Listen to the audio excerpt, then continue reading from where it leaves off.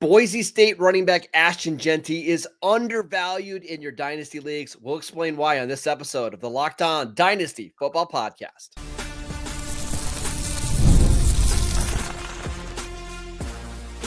You are Locked On Dynasty Football, part of the Locked On Podcast Network. Your team every day. Here are your hosts, Marcus Mosher and Kate Madjuk.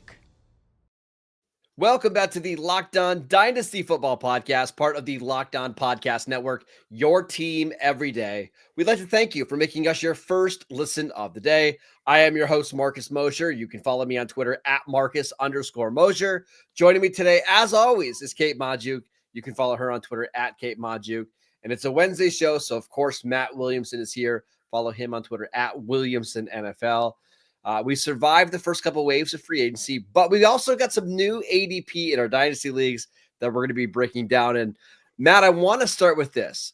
In the newest batch of ADP via Dynasty League Football, Ashton Jeanty is being drafted as RB6 right now at the tail end of round 2, behind running backs like Devon Achane, Breece Hall, and Saquon Barkley.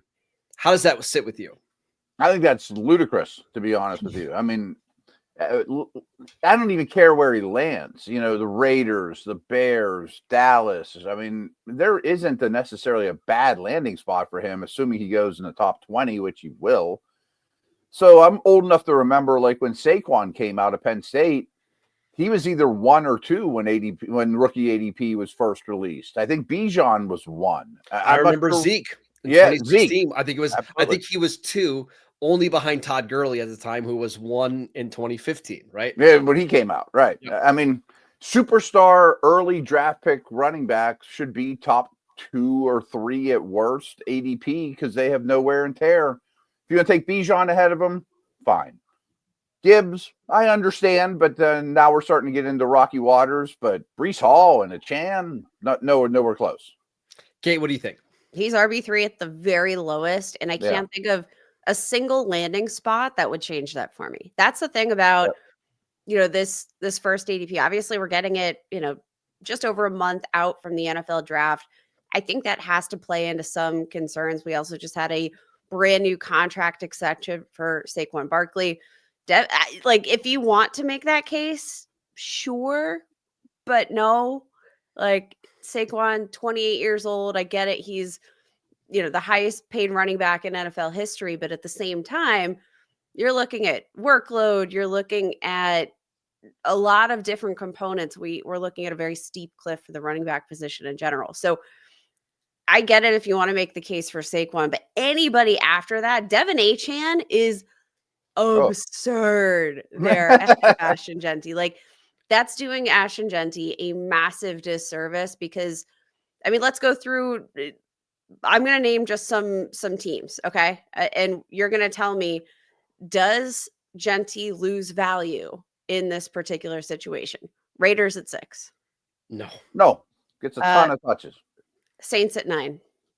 No. A little, because they're so dysfunctional. That would not be my favorite landing spot, but I'm not taking Breece Hall over him because of that. But hey, we've seen Alvin Kamara continue to be, swimming through the ether that is the Saints offense for how long? Chicago Bears. The only reason I love the Saints is Kamara would be there for his rookie year and get in the way, and I just don't trust the organization at all.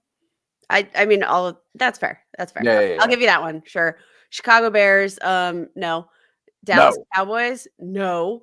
I don't know. Denver, no. I mean, if it really starts to fall, no chance. Pittsburgh, no. I just can't think of any conceivable landing spot that would lower his value. So where does that leave us? The fact that Ashton Jeanty in this first round of ADP is massively undervalued. But I do think once we have that landing spot shored up, it's probably going to shift the landscape just a bit and push Jeanty closer to the top.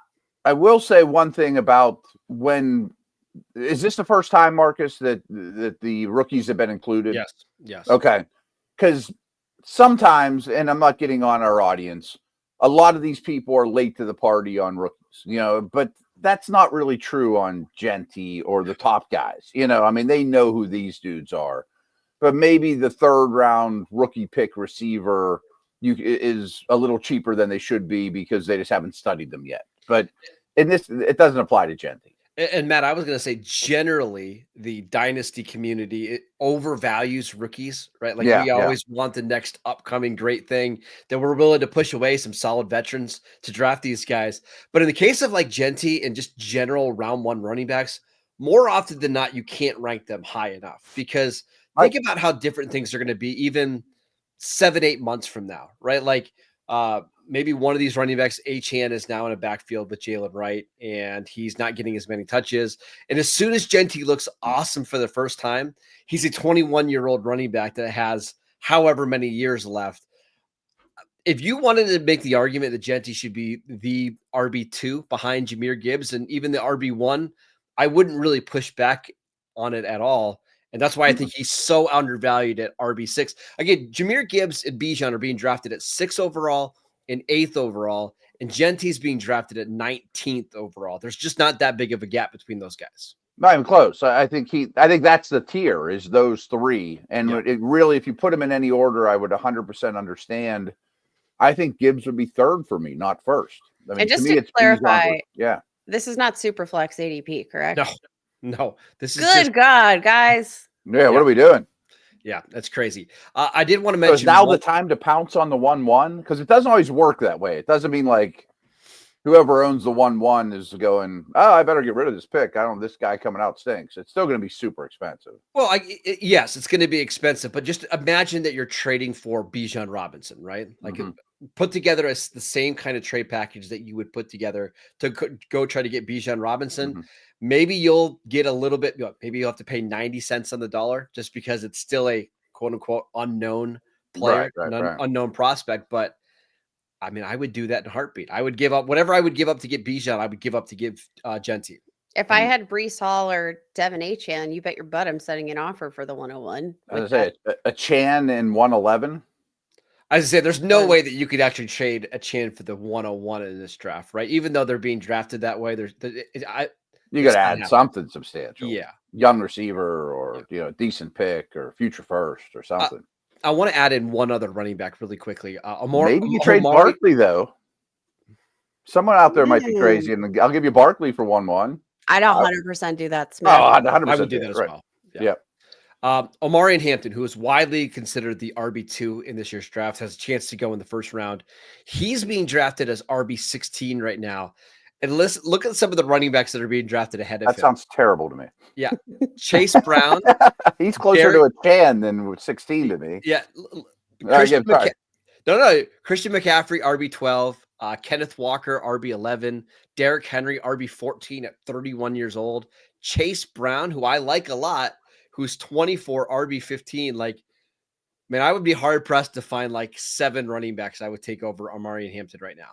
Yeah, I'm not even sure who like running back 8, 9, 10 are, but I'm taking Hampton probably over all those guys. Bucky Irving, James Cook, Kyron Williams. Yep. Over all of them. Okay. Bucky Irving's a hard sell for me because, man, I adore Bucky Irving, but yeah, I absolutely love the player. And I do think that much like, a Ashton Jeanty, Omari and Hampton is going to probably shine regardless of landing spot here. So fill in any of the places we said would be a good fit for Jeanty. I think Hampton would be just as good a fit. And, if you can get him a couple spots later, that's also enjoyable. I just think like for all these players, you have just as many question marks as you do with Hampton's landing spot, right? Mm-hmm. Like Kyron Williams, he's 24 years old. He's, had some fumbling problems. At what point does Sean McVay start to look toward Blake Corum and say, okay, maybe we're going to get a little bit more reliability out of our, 2024 third round running back? Like Kyron Williams has just as many questions as Omari and Hampton does without a landing spot for me. Those two aren't even close to me. No, Matt, real quick, because you are our Steeler expert along with Kate. Could you see a scenario where Pittsburgh signs Aaron Rodgers as, this offseason? Yes. And then they draft Omari and Hampton at 21 because they just don't have that kind of running back on the roster. Clearly they want to run the ball with Arthur Smith. And they're looking at this like, hey, we're in this 1 to 2 year window. we draft Omari and Hampton, and all of a sudden we're talking about Hampton as maybe a top 5, top 6 running back. We've talked about this a lot on my Steelers show for Steelers.com, that I think that's becoming a better chance. After the Metcalf trade, let's just kind of push the resources to offense, fix this thing, finally have some skill guys to scare people. But Omar Khan, their GM, is not the old school Kevin Colbert, who I adore. I don't know that he's taken strong safeties or trading up for linebackers or drafting running backs in the first round. I mean, he's had 2 drafts. He's taken an offensive tackle in both. He's a money guy, But they will definitely draft the running back. I thought that second round would be like Judkins. Now it's gone. But that's what makes this thing hard, right? It's it does. If you wait till I don't know the where third round, you're talking about like getting the DJ Giddens. Right. That's a lot different than Hampton. Yes. So that's just something. But I think it's more likely now than it was a week ago. I just think an old quarterback. It's not going to be Fields, I think Hampton has a chance to go in the 20s and actually land on a better team. And it wouldn't surprise me at all if Hampton ends up being the better running back in year 1. But the message here is go get Hampton, go get Jeanty, because they're just so undervalued in your dynasty leagues right now. Let's talk about as a Denver. I mean, he's 5 or 6. I mean, yeah. I even think like Minnesota. I know Aaron Jones just got a new deal there, but Minnesota's offense is going to be awesome. Yeah. All right, let's talk about some quarterback changes when it comes to our dynasty leagues. Who is QB2 right now? We'll break it down next. This episode is brought to you by Betterhelp. Taking care of your mental health can feel like a big investment, but it's just as important as taking care of your body. Traditional in-person therapy can cost anywhere from $100 to $250 per session, but with BetterHelp, you can save up to 50% per session. BetterHelp offers a flat fee for weekly online therapy sessions, making professional support more accessible and affordable. With over 30,000 therapists and over 5 million people helped, it's the world's largest online therapy platform. BetterHelp makes it easy to fit therapy into your schedule, whether you're working, parenting, or always on the go. Your well-being is worth it. Visit betterhelp.com/lockedon today to get 10% off your first month. That is BetterHelp, HELP.com/lockedon. Welcome back to the Locked On Dynasty Football Podcast. We'd like to thank you for making us your first listen of the day. Let's talk about some quarterback ADP, Matt, because we've seen some big changes. Lamar Jackson up to QB1, Jane Daniels up to QB2. And by the way, their ADPs, Lamar Jackson 35.3, Jane Daniels 35.5. So you're basically talking about them being drafted as close together as you can.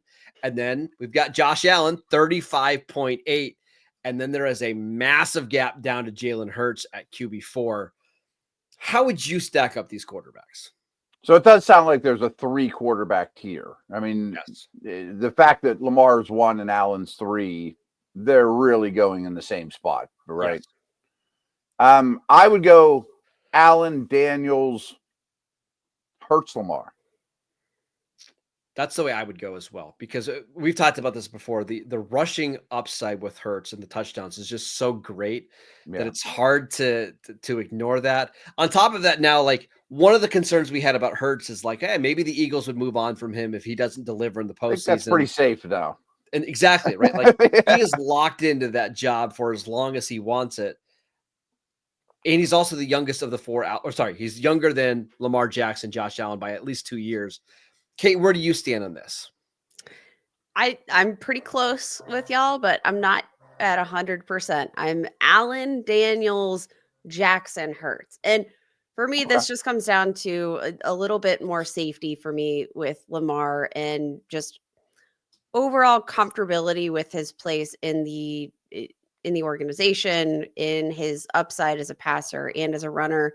We saw that, even though they had the run game, right? Even though they had Derrick Henry, they had that investment, they have Lamar Jackson on the ground, the Ravens still, had more room to air it out than the Eagles did at this point last year. Remember, there were several lulls in the year where they were just not passing much. And that wasn't because they couldn't pass. It was because generally speaking, they didn't need to. And I think that the Ravens just are going to find a little bit more in the offense to funnel some through the pass than maybe the Eagles are on a more consistent basis.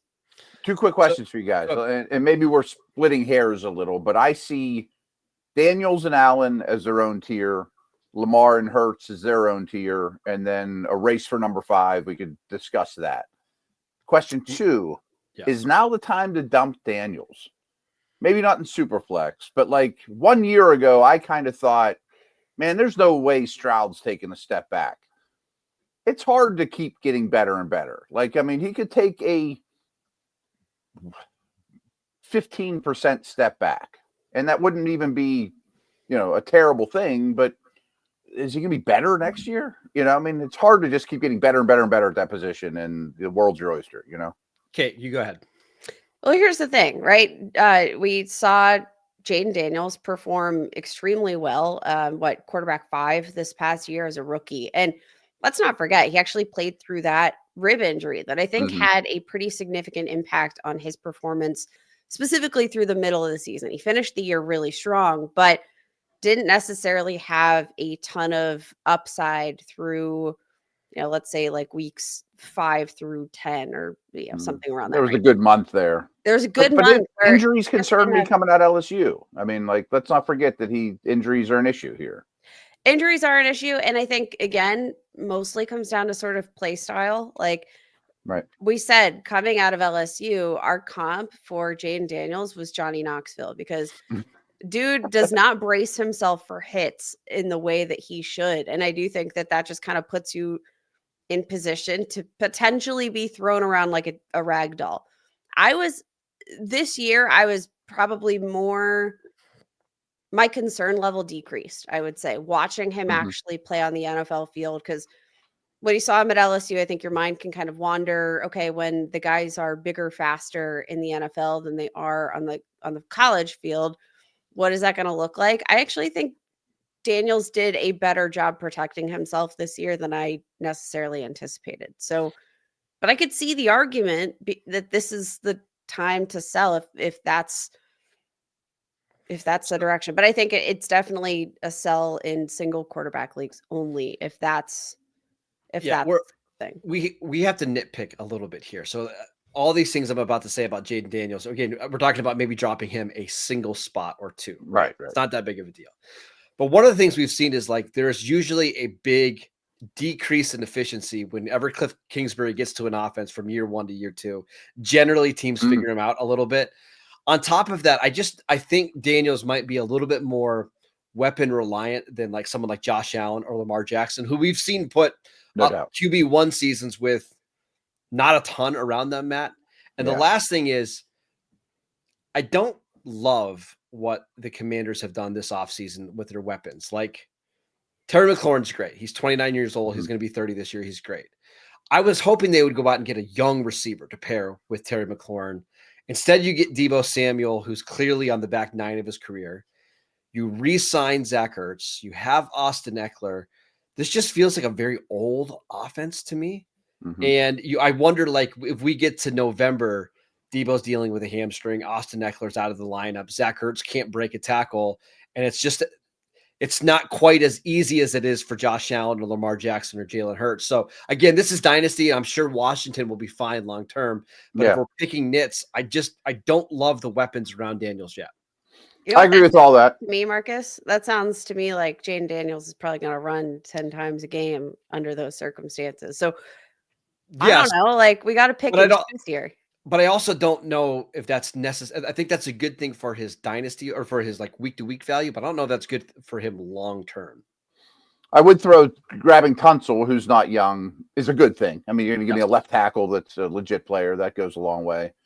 I don't know. I mean, I 100% agree with what you said. It'd been great if that was a 25-year-old receiver, not a pretty washed-up Deebo to me. Yeah. But I also think this organization isn't your older brother's Washington team, that they have vision and they understand.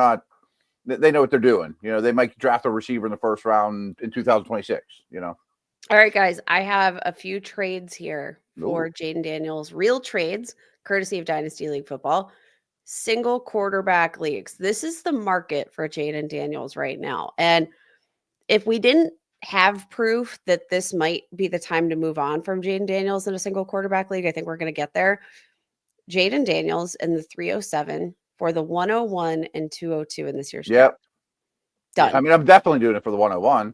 Pretty easily, right? Easily. Yeah, Okay. easy. Jaden Daniels, straight up, for Caleb Williams, the 206 and a 2026 second round pick. I don't think that's doing it for me. I'd have Daniels.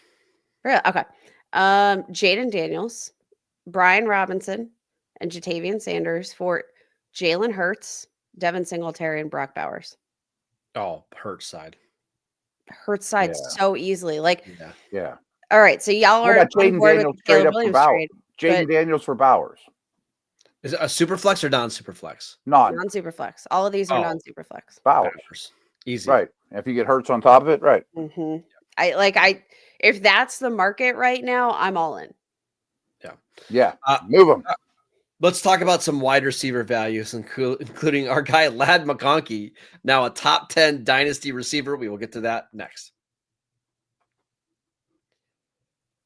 This episode is brought to you by FanDuel. March Madness is here, and FanDuel is giving you the chance to get in on the action like never before. Right now, new customers can get $200 in bonus bets when your first $5 bet wins. That is $200 extra bucks to use on everything from buzzer beaters to Cinderella stories to even who is cutting down the nets. I've got my eye on a couple big underdogs this year in round one, and FanDuel is making it easy to back them with spreads, totals, and game props. So visit FanDuel.com and get in on the college hoops action all tournament long. It's one of the best months of the year. Again, go to FanDuel.com and get in on the college hoops action before it starts. Welcome back to the Locked On Dynasty Football Podcast. We'd like to thank you for making us your first listen of the day. For your second listen, check out the Locked On NFL Draft Show with Damian Parson and Keith Sanchez. Now that the season is over, get the latest draft rankings, rumors, and news every day. Find Locked On NFL Draft on YouTube or wherever you get your podcasts. All right, Matt, I wanted to ask you about some wide receiver ADPs. It's for the most part, it's the same at the top. It's Jamar Chase, Justin Jefferson, Malik Neighbors, CeeDee Lamb, Amon-Ra St. Brown, Puka Nacua, Brian Thomas, Nico Collins. But I think the most fascinating thing is that A.J. Brown has fallen outside the top 10, and he's been replaced with Ladd McConkey at wide receiver 9, 14th overall. Does that feel a little high for Ladd? Yeah. I mean, I understand Brown falling a little just because passing volume, not his fault at all. They just don't throw the ball very much, especially in the second half of games when they just smother teams. So he's a little frustrating to own considering what he's capable of. I'm not sure I'm quite there on McConkey. They haven't added anything in the receiver world, right? I mean, no, they've only lost Josh Palmer. That's all they lost. Palmer, but they, maybe they'll bring back Keenan Allen or something boring or some veteran, but. I can't get quite there on McConkey. I think he's probably. I know you're going to ask, him versus Garrett Wilson. Well, yeah, let's get right into it because I know Garrett Wilson is somebody that we've talked about a lot. I know that you're a big fan. Garrett Wilson goes from Aaron Rodgers down to Justin Fields. Maybe not down. Maybe that's up. I don't know. But Garrett Wilson now is down, but in the real world, it could be up. Right. Wide receiver 14 right now. Garrett Wilson is. How do you feel about that? I think I'm taking Wilson over McConkey. I mean, the situations are night and day. And one's the clear one with Herbert, and he's established. One's the clear one on a team that I think is going to have a rough year, to be honest with you. I mean, I'm not saying Fields should have stayed with the Steelers or anything like that, but I don't think he's going to flourish with the Jets. I just think Wilson's talent is immense. And receivers, I lean towards talent more than anything, just because of the longevity of the position. Kate. I'm leaning Garrett Wilson there. I just think in general, I'm going to trust the upside a little bit more.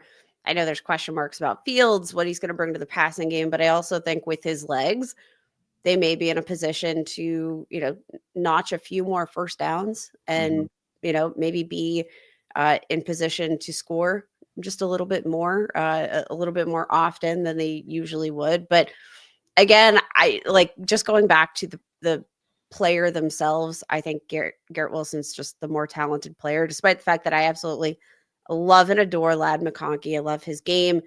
Incredible route runner. He brings a very unique skill set to the league.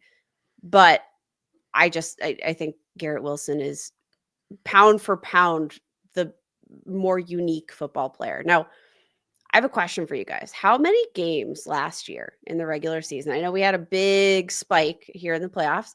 How many games in the regular season do you think that Ladd McConkey finished as a top 12 fantasy wide receiver?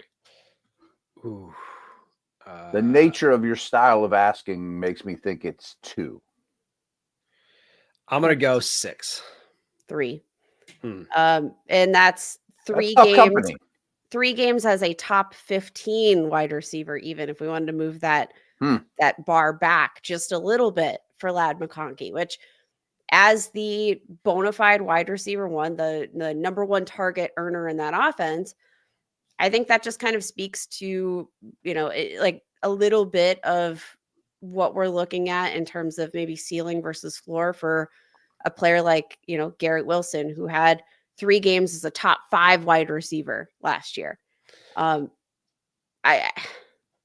know. Yeah. It's hard because I really like both players a lot, but I have to go with the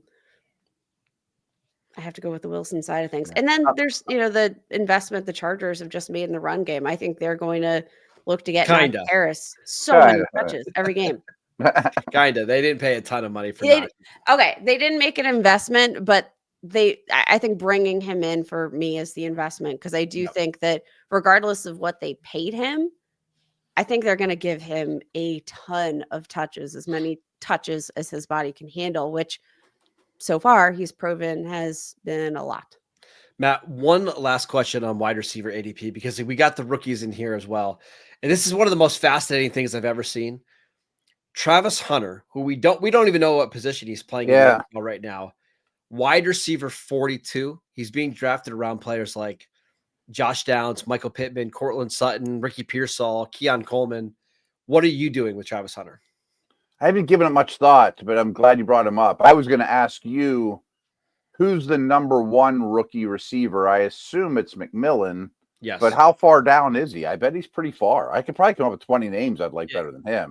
I believe he's wide receiver 17 right now. Yeah, that seems rich to me too. It feels rich. Where do we want Hunter to go that he's definitely a receiver? New England? I mean, they just signed a corner. Yeah, they drafted New England. They signed Davis. Cleveland. Would he be receiver first there? Andrew Berry, the GM, said that they view him as a receiver who can play corner in the NFL. Okay. He's the quarterback. Doesn't Kenny Pickett? Yes. Kirk Cousins. Yes, probably. Kenny Pickett? But again, you're drafting Travis Hunter, hoping that Cleveland figures out the quarterback situation in 2026. Someday. Yeah. So I had a conversation with Matt Harmon at the Combine. He sat down at our Steeler table, and when we finished, I asked him what he thought of Hunter just as a receiver, reception, perception, mastermind. He's like, I've only watched 4 games. I mean, usually I watch 6 at least, but I think he's the best wide receiver prospect I've ever seen, with the maybe exception of Jamar Chase. So my comment, it might be a year until he becomes a receiver, but I think it's insane. I was talking to Todd McShay, and he said just grading him as a receiver alone, he's in the Malik Neighbors tier. We just got done talking about how Malik Neighbors is wide receiver 3 in dynasty leagues right now. So he's a crazy mover. It's wild. I can't wait to see what happens there, because he could easily be the 2nd overall pick in our dynasty drafts in May. He could be drafted outside the top 2 rounds, just depending on which team he lands on. So that's just one of the guys I can't wait to see what happens in the draft. I was just sitting here thinking, like, if he gets out of the first round, I'm definitely taking him a 2-1. Yeah, why not? A corner that only plays 15 snaps at receiver, and just put him on your bench, And our guy Sigmund Bloom was saying, even if he ends up just being a corner in the NFL and comes in on a few plays on offense, whenever he's on the field on offense, he's probably going to get targets, right? So maybe he plays 15 snaps on offense and he gets 6 touches. That's not as appealing if he is a full-time receiver, but even if he's a defensive back playing some on offense, I still think he's going to have some value. So The only thing I'll say to that is I looked at Deion Sanders' career receptions and having this conversation a while ago. He's only caught like 60 balls in his NFL career, and 36 of them are in 1 year. But most year was like 5 or 6. Like, but I think Deion only caught like 20 passes in his college career at Florida State. Like, he wasn't right. This was an experiment. Punt returner. I mean, it's not apples to apples, but yeah, it's unique. He's a one of one, a true one of one. So I'm starting to really buy that he is. Yeah. All right, that is it for today's show. We want to thank you for making Locked On Dynasty Football your first listen every single day. Go check out the channel on YouTube, download the podcast. Wherever you get your podcasts, we are free and available on all platforms. Follow Matt on Twitter at WilliamsonNFL. You can follow Kate at Kate Modjuk. I'm at Marcus_Mosher, and we'll see you right back here tomorrow.